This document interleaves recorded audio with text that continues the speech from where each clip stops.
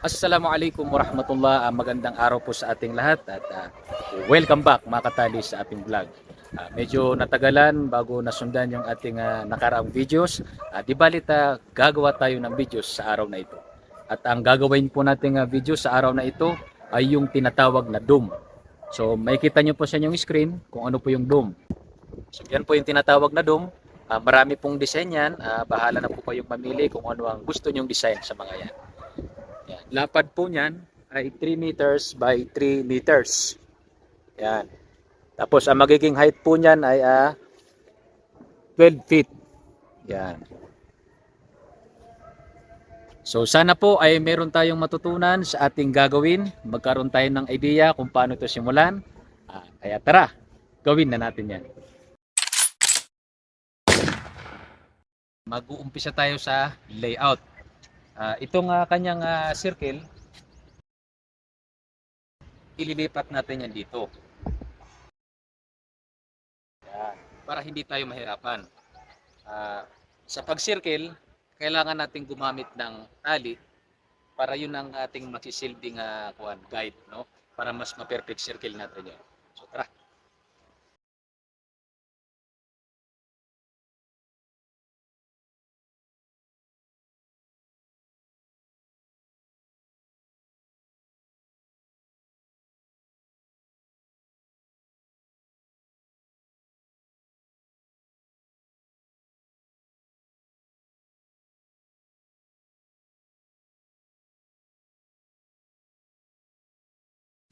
So matapos nating markahan ng choke, maglalagay naman tayo ng pako.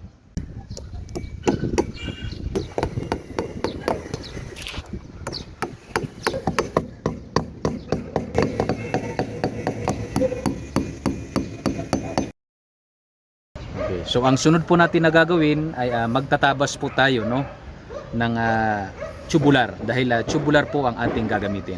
Parang ganito po, for example. Yan. So kita nyo po ano, nagtabas ako ng tig po 4 inches. Yan. Ang purpose po niyan, bakit po tinabasan ay para po siya mabend, para po ganito. Yan, no.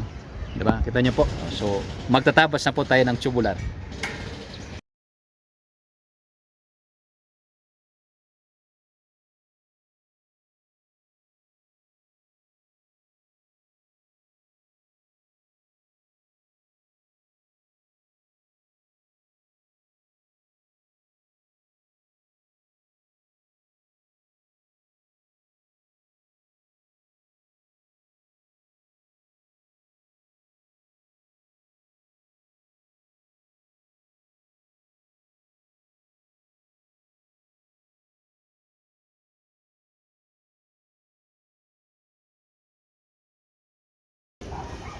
So bali na ilagay na natin siya doon sa circle.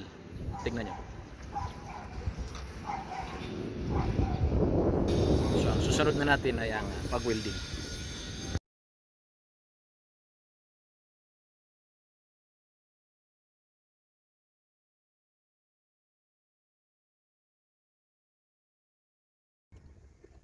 Okay, so after natin na maispatan, isasalpak na natin siya dito. Sasalpak na natin siya dyan na yung magsisilbi niyang forma, yung round. Kasi pupormahan natin at bubuhusan natin siya ng semento. Ang taas ay 20 cm.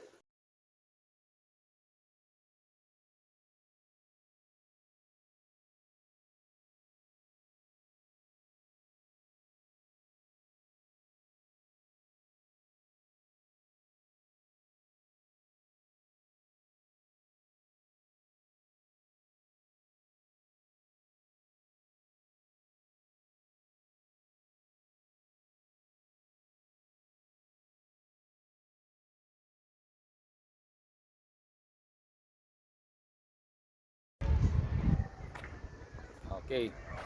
So kahapon, nilagay na natin yung kanyang circle. Ngayon naman ay pupormahan na natin at bubuhusan na ng semento.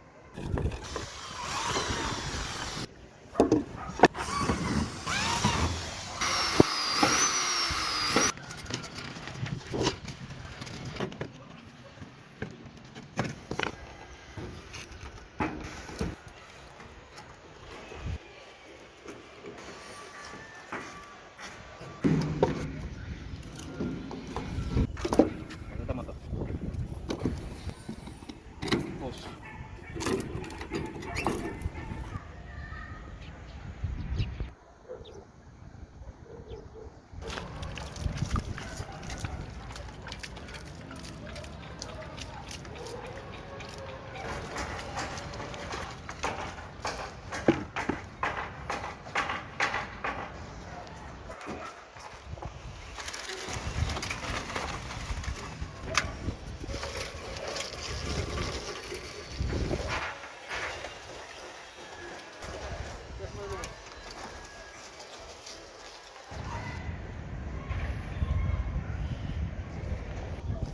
So yan.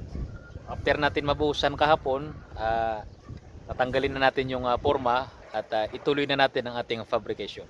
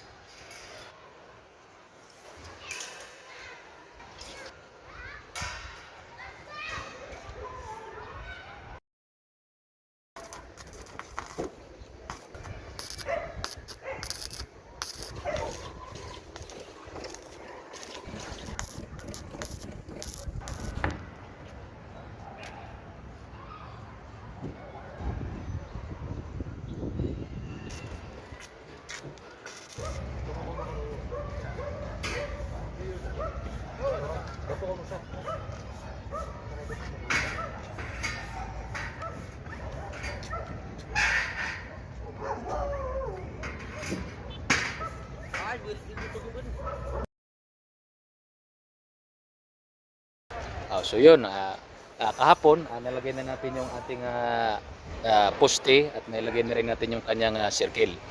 Yan. At itutuloy na natin ang ating pag-framing.